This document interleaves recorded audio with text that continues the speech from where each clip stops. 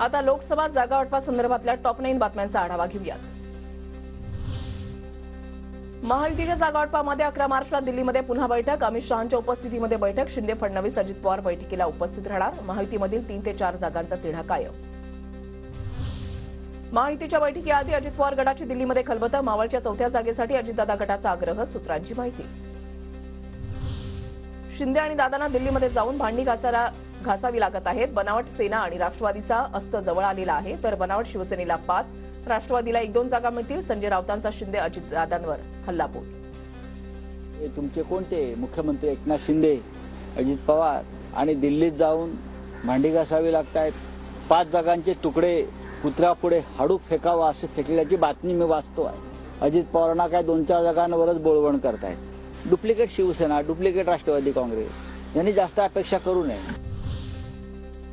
आचारसंहितेआधी मंत्रिमंडळ बैठका आणि विकास कामांचा धडाका। येत्या आठवड्याभरामध्ये 2 दिवस मंत्रिमंडळाची बैठक, तर मंत्र्यांकडून विकास कामांचा धडाका। पुढच्या आठवड्यामध्ये आचारसंहिता जाहीर होण्याची शक्यता। कोल्हापूर लोकसभेसाठी महायुतीचा नवा डाव। शाहू महाराजांविरोधात समर्जित खाडगेंना मैदानामध्ये उतरवणार। सूत्रांची माहिती। भाजपच्या वरिष्ठ पातळीवर खाडगेंच्या उमेदवारीसाठी प्रयत्न सुरू असल्याची सूत्रांची माहिती।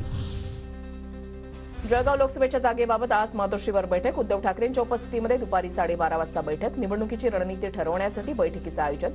संपर्क प्रमुख, जिल्हा प्रमुखांसह पदाधिकारी उपस्थित राहणार। नंदुरबारमधून लोकसभा लढवण्याची केसी पाडवींकडून इच्छा व्यक्त। प्रत्येकाला जागा लढवण्याची इच्छा असते, मात्र नंदुरबारची जागा काँग्रेसलाच मिळणार, पाडवींची प्रतिक्रिया।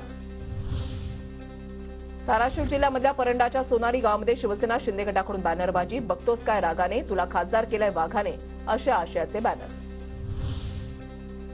जास्त जागांसाठी कार्यकर्त्यांचा दबाव असतो। आम्ही ऑफर केलेल्या जागा वंचितच्या लिस्टमध्ये। वंचितचे उमेदवार एकत्र मिळून निवडणूक आणू, खासदार संजय राऊतांची प्रतिक्रिया।